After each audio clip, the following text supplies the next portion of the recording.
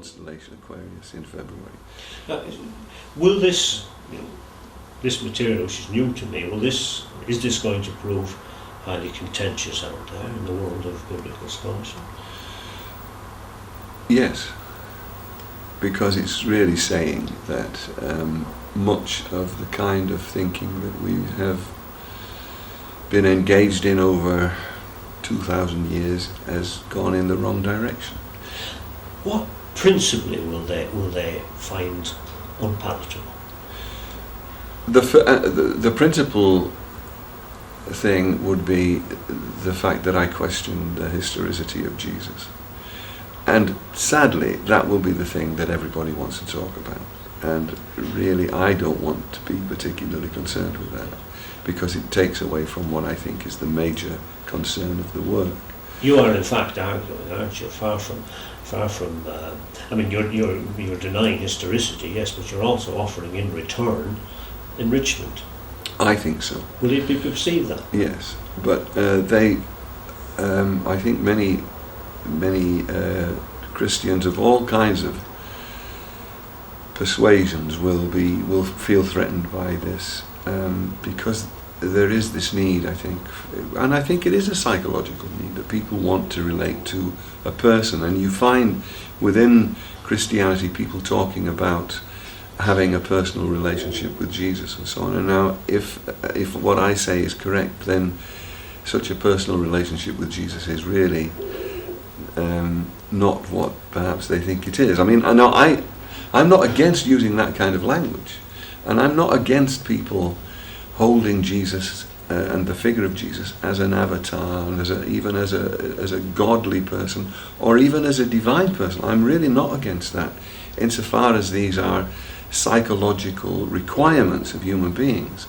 If a person wants to pray to Jesus, by all means, I would say do that, because what you're doing here is accessing a deeper part of the self, and you're simply using a technique for doing that, which you call having a personal relationship with Jesus. But if by having a personal relationship with Jesus one thinks that there is a celestial being who is engaged in 1 million or 2 million personal relationships with human beings, then obviously I can't accept that that's a possibility. Now, in the last decade of publishing, possibly New Age publishing rather than biblical publishing, we had a spate of books which claim to crack codes. Code has been the buzzword for a long time. I mean, is your book such a book? I mean, are you a code breaker? I think there is a code, and I think that once one delves into it and cracks it, it's not a difficult one. And to anyone who has some knowledge of astrology, it's not a difficult code. I think there was an attempt to codify it, because in a way what happened, it's not to hide it from people, but to make it possible to condense your material. If people have to bring a knowledge of astrology to the text, then you don't have to write the astrology in the text. So you can have the 16 chapters of Mark, which give you a condensed version of the spiritual journey of the soul. But in order to understand it aright, you have to bring a whole host of other things to it. So it's not a code that was a deliberate attempt to make things obscure or difficult. It was just really part of the whole process. Is an analogy, and many of your congregation, being Dubliners, will understand. Is an analogy with Joyce and his famous, notorious book Ulysses, where we have direct correspondences with Homer's great Odyssey, and thus Stephen is Telemachus, and of course Bloom is the man himself, Ulysses, and it enriches the text, but it doesn't. I would say a man would be the poorer reading Ulysses without a knowledge of Homer, and you were making similar claims, are you, Phil? I am, and in fact, without a knowledge of astrology and without a sympathy for it, I think one misreads the text, and I think we have been misreading it. And the sadness for me is that we've made it into such a text that is almost useless for 21st century rational people who will say, these things don't happen. Men do not walk on water. You cannot take a few fish and a few loaves and feed 5,000 people. And what you certainly cannot do is die and then be brought back to life again. Therefore, people say these stories are useless stories.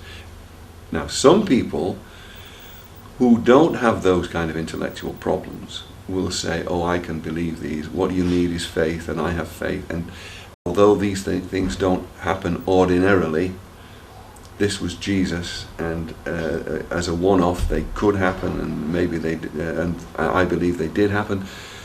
You have that kind of approach to them, but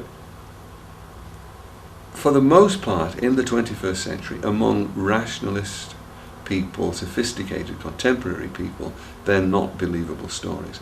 And if you're not believing in them, what is the point of them? Now, my theory suggests that there is a real point to them, and that in reading these stories from the perspective of the sun's cycle through the heavens throughout the year, you can get real spiritual